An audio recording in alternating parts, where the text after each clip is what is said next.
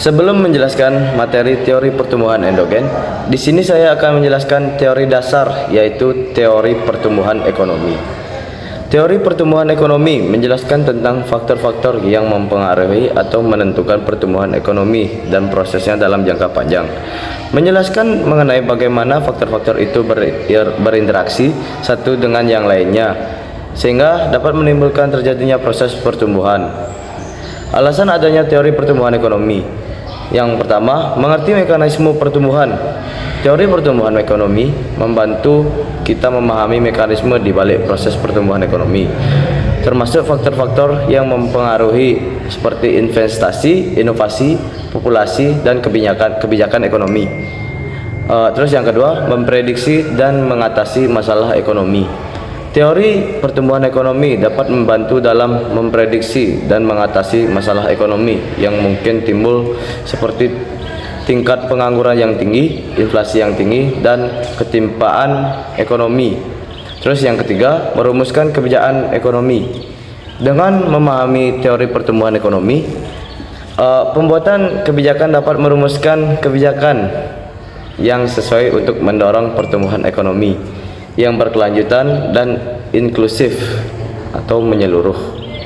Dan keempat, merancang strategi pembangunan. Negara-negara yang sedang berkembang seringkali menggunakan teori pertumbuhan ekonomi untuk merancang strategi pembangunan jangka panjang yang akan membantu mereka mencapai pertumbuhan ekonomi yang lebih tinggi dan berkelanjutan. Dan terus yang kelima, mendorong penelitian dan inovasi. Teori pertumbuhan ekonomi memberikan landasan bagi penelitian lebih lanjut dan inovasi dalam bidang ekonomi. Ini mendorong pengembangan gagasan baru dan pemahaman yang lebih dalam tentang bagaimana ekonomi tumbuh dan berkembang. Siap, terima kasih. Sebelumnya teman saya sudah menjelaskan tentang alasan dari teori pertumbuhan ekonomi. Di sini saya akan menjelaskan tentang tujuan teori pertumbuhan ekonomi. Yang pertama itu adalah memahami proses pertumbuhan. Salah satu tujuan utama teori pertumbuhan ekonomi adalah memberikan pemahaman yang lebih baik tentang mekanisme dan faktor-faktor yang mempengaruhi pertumbuhan ekonomi suatu negara atau wilayah. Yang kedua itu adalah merumuskan kebijakan. Teori pertumbuhan ekonomi memberikan dasar untuk merumuskan kebijakan ekonomi yang efektif untuk mendorong pertumbuhan ekonomi yang berkelanjutan, inklusif, dan adil. Yang ketiga itu adalah mengidentifikasi tantangan. Melalui teori pertumbuhan ekonomi, kita dapat mengidentifikasi tantangan yang dihadapi oleh suatu perekonomian dan mencari solusi yang tepat untuk mengatasinya. Yang keempat itu adalah mendorong penelitian dan inovasi. Teori pertumbuhan ekonomi mendorong inovasi dan pengembangan teknologi baru yang merupakan kunci untuk meningkatkan produktivitas dan daya asing suatu negara di pasar global. Yang kelima itu adalah mengentaskan kemiskinan. Salah satu tujuan dari teori pertumbuhan ekonomi adalah untuk mengentaskan kemiskinan dengan menciptakan lapangan kerja, meningkatkan pendapatan, dan memberikan akses yang lebih baik terhadap layanan publik dan fasilitas ekonomi. Yang keenam itu adalah meningkatkan kesejahteraan. Teori pertumbuhan ekonomi berkelanjutan untuk meningkatkan kesejahteraan masyarakat secara keseluruhan melalui peningkatan pendapatan, kualitas hidup, dan akses terhadap layanan kesehatan, pendidikan, dan infrastruktur. Yang terakhir, ketujuh, peningkatan daya saing. Dengan memahami faktor-faktor yang mempengaruhi pertumbuhan ekonomi, suatu negara atau wilayah dapat meningkatkan daya saingnya di pasar global melalui investasi dan infrastruktur, teknologi, dan sumber daya manusia. Secara keseluruhan, tujuan utama dari adanya teori pertumbuhan ekonomi adalah untuk membantu suatu negara atau wilayah mencapai pertumbuhan ekonomi yang berkelanjutan dan inklusif, serta meningkatkan kesejahteraan masyarakat secara keseluruhan. Halo teman-teman, baik, untuk kali ini saya akan melanjutkan materi yang telah dijelaskan oleh teman saya. Tadi teman saya sudah menjelaskan tentang materi pertumbuhan ekonomi. Seperti yang kita ketahui, pertumbuhan ekonomi memiliki banyak teori. Yang pertama ada teori klasik, yang kedua ada teori Harrod-Domar, yang ketiga ada teori Schumpeter, yang keempat ada teori pertumbuhan endogen, dan juga yang terakhir ada teori laju pertumbuhan ekonomi. Di sini saya akan lebih menjelaskan teori pertumbuhan endogen, dimulai dari pengertiannya. Teori pertumbuhan endogen adalah konsep bahwa pertumbuhan ekonomi yang hanya memicu terhadap faktor-faktor secara internal dan tidak memicu faktor-faktor secara eksternal dalam suatu negara. Baik, teori pertumbuhan ekonomi endogen dibangun berdasarkan gagasan bahwa peningkatan inovasi, pendidikan, pengetahuan, dan juga sumber daya manusia agar meningkatkan produktivitas sehingga perekonomian dalam suatu negara menjadi lebih stabil. Kalian pasti bertanya-tanya kan, kenapa sih teori pertumbuhan ekonomi endogen ini muncul? Baik, teori pertumbuhan endogen ini muncul disebabkan adanya respon terhadap pertumbuhan ekonomi eksogen yang sangat sederhana atau dapat dikatakan terlalu tradisional. Kenapa bisa dikatakan terlalu tradisional? Di sini saya akan menjelaskan sedikit dari teori pertumbuhan ekonomi eksogen. Jadi, teori pertumbuhan eksogen adalah kebalikan dari teori pertumbuhan ekonomi endogen yang memiliki makna yaitu suatu konsep yang hanya berpatokan kepada faktor-faktor secara eksternal, bukan dari internal dalam suatu negara. Ini dikatakan sederhana karena suatu negara hanya berpatokan terhadap negara lain. Di sini saya akan memberikan contohnya. Terdapat negara Singapura yang memiliki perekonomian yang sangat baik, yang dikarenakan terdapat teknologi yang canggih serta diimbangi dengan sumber daya manusia yang tinggi. Sedangkan negara kita, negara Indonesia, ingin mengikuti pertumbuhan ekonomi yang ada di Singapura, tetapi negara kita hanya mengikuti teknologinya saja. Contohnya, negara kita hanya membeli teknologi yang canggih, tetapi tidak diimbangi dengan sumber daya manusia yang tinggi. Itu akan melakukan proses yang sia-sia. Tak hanya itu, teori pertumbuhan ekonomi eksogen dapat dikatakan sangat tradisional dikarenakan kita menghilangkan jati diri terhadap negara sendiri karena terlalu mengikuti negara lain.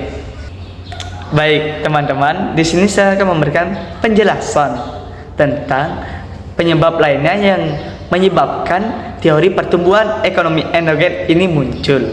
Yang pertama, pentingnya inovasi dan juga pengetahuan.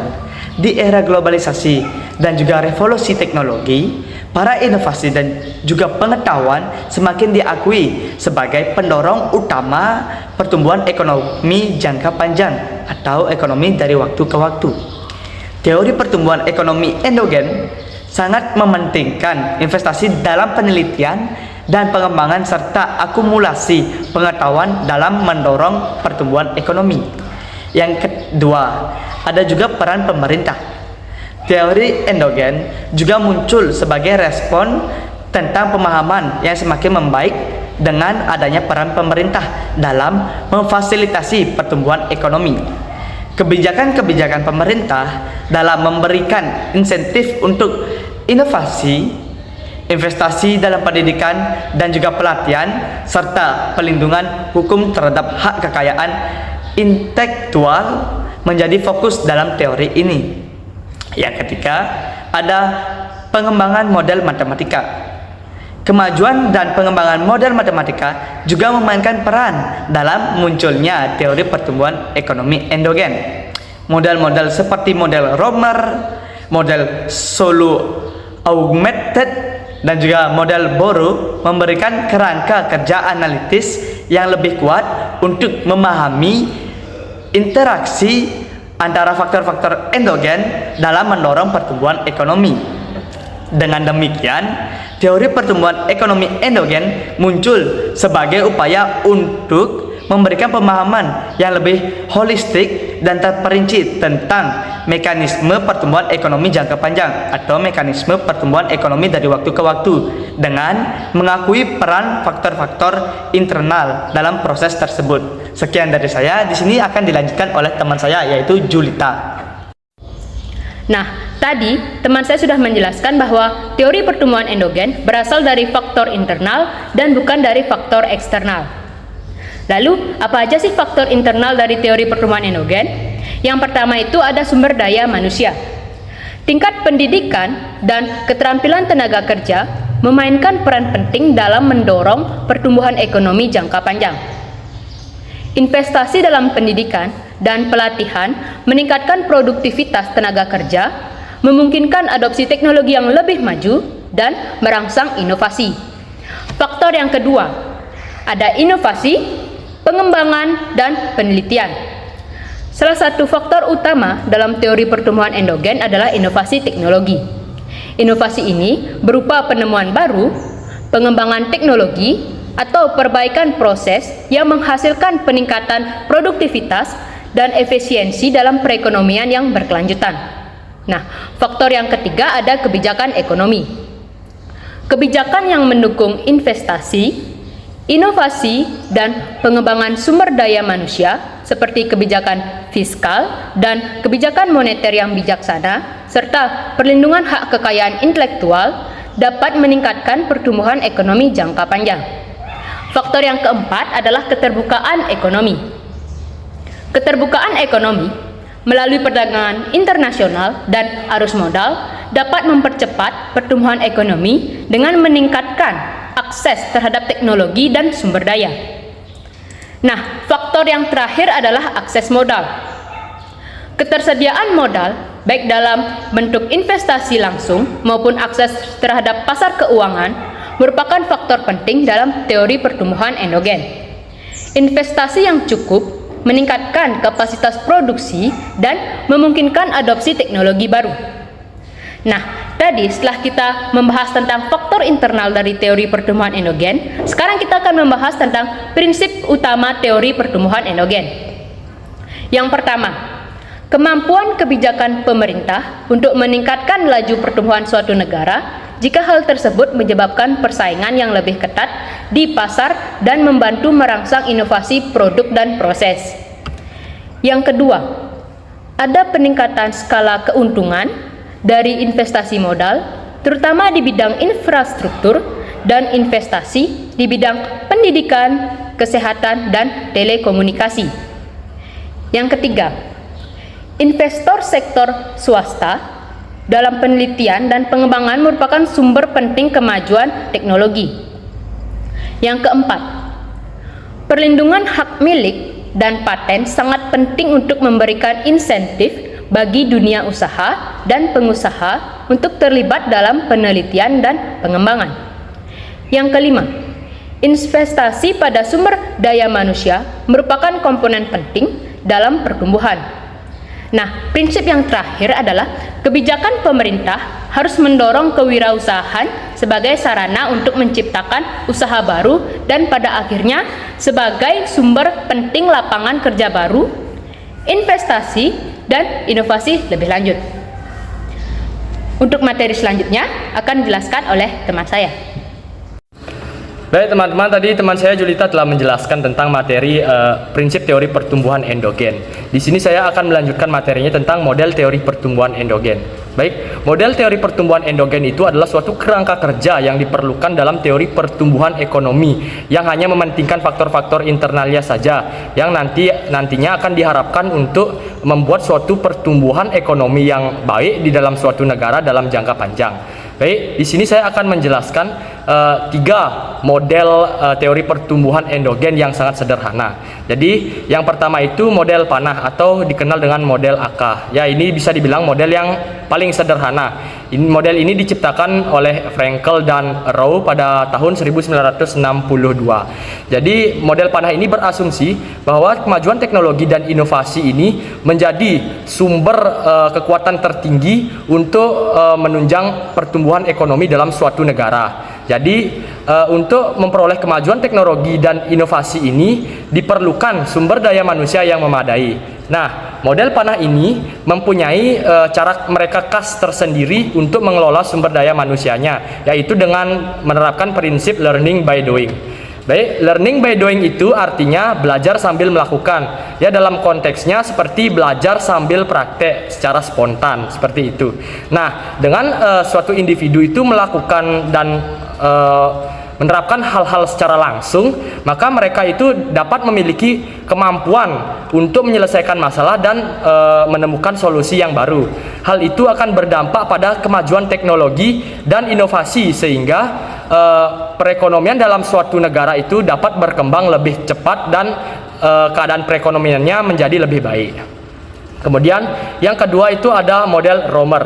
Nah, model Romer ini diciptakan oleh Paul Romer pada tahun 1986. Jadi, model Romer ini hampir sama seperti model panah, yaitu mengasumsikan bahwa teknologi dan inovasi sebagai sumber kekuatan tertinggi untuk pertumbuhan ekonomi dalam suatu negara. Dan pastinya teknologi dan inovasi ini diperoleh dari sumber daya manusia yang memadai. Nah, yang menjadi pembedanya yaitu di model Romer ini cara mereka mengelola sumber daya manusianya dengan akumulasi pendidikan. Akumulasi pendidikan ini mengacu pada proses pendidikan, baik dari pendidikan formal, pendidikan non formal, maupun pendidikan informal. Nah, seperti membaca buku, seperti pelatihan profesional, hingga pengalaman-pengalaman mereka di kehidupan sehari-hari yang praktis. Nah, dengan begitu, individu akan memiliki wawasan yang sangat luas untuk memajukan teknologi dan melahirkan berbagai inovasi, sehingga keadaan perekonomian dalam suatu negara akan jauh lebih baik dan akan berkembang jauh lebih cepat. Nah, kemudian yang ketiga di sini ada model Uzawa Lucas. Nah, model Uzawa Lucas ini diciptakan pertama kali oleh Uzawa pada tahun 1965 dan disempurnakan kembali oleh Lucas pada tahun 1988. Nah, model Uzawa Lucas ini berasumsi dan berfokus pada akumulasi modal manusia. Nah, akumulasi modal manusia ini dianggap sebagai sumber kekuatan tertinggi untuk pertumbuhan ekonomi dalam suatu negara. Akumulasi modal manusia ini mengacu pada proses peningkatan keterampilan, pengetahuan, dan kapasitas individu melalui investasi pendidikan, pelatihan, pengalaman kerja, dan kesehatan. Dengan begitu akan diharapkan melahirkan sumber daya manusia yang memadai untuk kemajuan ekonomi dan perkembangan ekonomi dari suatu negara. Nah, dalam model Uzawa Lucas ini juga berasumsi bahwa perekonomian itu dikembangkan dari dua sektor, yaitu sektor modal fisik dan sektor modal manusia. Nah, sektor modal fisik ini mengacu pada barang-barang fisik atau aset yang digunakan dalam produksi seperti bangunan, mesin, peralatan, dan infrastruktur. Sedangkan modal manusia ini mengacu pada keterampilan, pengetahuan, dan kapasitas individu untuk melakukan pekerjaan atau berkontribusi dalam produksi. Baik teman-teman, dalam suatu negara itu dapat menerapkan lebih dari satu model pertumbuhan ekonomi endogen tersebut untuk strategi pertumbuhan ekonomi mereka. Namun, dalam setiap negara harus mempertimbangkan konteksnya sendiri dan menyesuaikan model-model pertumbuhan endogen tersebut dengan kebutuhan dan karakteristik ekonomi mereka. Baik, selanjutnya akan ada materi yang akan dibawakan oleh teman saya. Terima kasih. Sebelumnya, teman saya sudah membahas tentang model teori pertumbuhan endogen. Nah, saya sekarang akan membahas tentang kritik dan keterbatasan teori pertumbuhan endogen.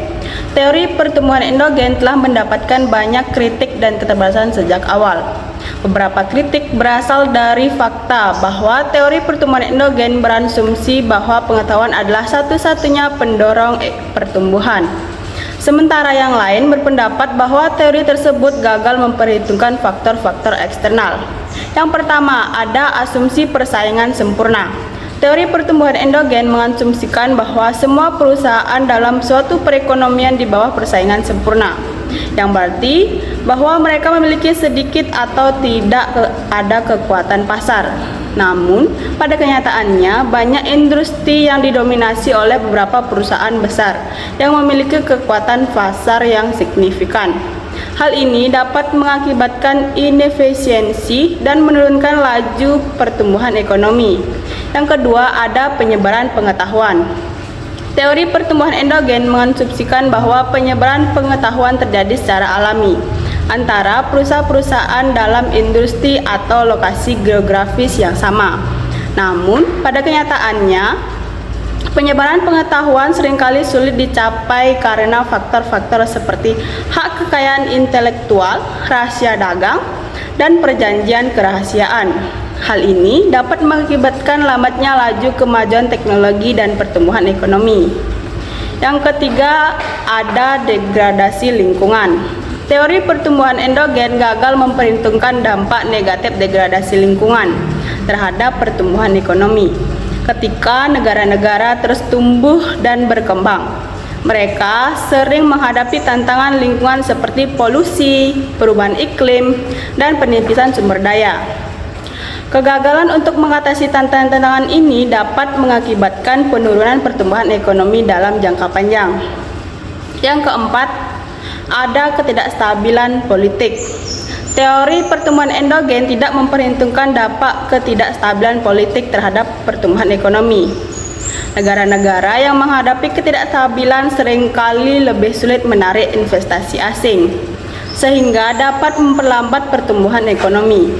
Selain itu, ketidakstabilan politik dapat menyebabkan kurangnya kepercayaan terhadap institusi, yang selanjutnya dapat merugikan pertumbuhan ekonomi. Nah, yang kelima, ada peran institusi. Teori pertumbuhan endogen gagal menjelaskan peran institusi dalam pertumbuhan ekonomi. Institusi seperti hak milik, supremasi hukum, dan stabilitas politik sangat penting bagi pertumbuhan ekonomi. Negara-negara dengan institusi yang kuat seringkali mengalami tingkat pertumbuhan ekonomi yang lebih cepat dibandingkan dengan negara-negara yang memiliki institusi yang lemah. Meskipun teori pertumbuhan endogen memberikan penjelasan yang lebih komprehensif tentang sumber pertumbuhan ekonomi, teori ini bukannya tanpa kritik dan keterbatasan. Untuk memahami sepenuhnya kompleksitas pertumbuhan ekonomi, penting untuk mempertimbangkan faktor eksternal seperti degradasi lingkungan, ketidakstabilan politik, dan peran institusi dalam pertumbuhan ekonomi. Take over the night, take over the blue tide. If you heard that screaming, shouting, you're mine. Tentang pertumbuhan ekonomi yang disebabkan oleh faktor-faktor secara internasional. Salah satu tujuan teori Model teori pertumbuhan endogen ini ada 3 teori Infrastruktur dan investasi di bidang pendidikan, kesehatan, dan telekomunikasi. Pertumbuhan ekonomi. Yang kedua, ada teori pertumbuhan endogen. Salah lagi. Alasan adanya teori pertumbuhan ekonomi. Yang pertama, mekanisme Saya halo Gang. Ya, ini masih proses ngedit ya. Ini kita kayak Banjar Time siap ini. Baru deadline kita baru pakai Mac ini. Ya udah jam berapa ini Bu? Jam 3:30 belum selesai. Ya, ini dari Capek sekali.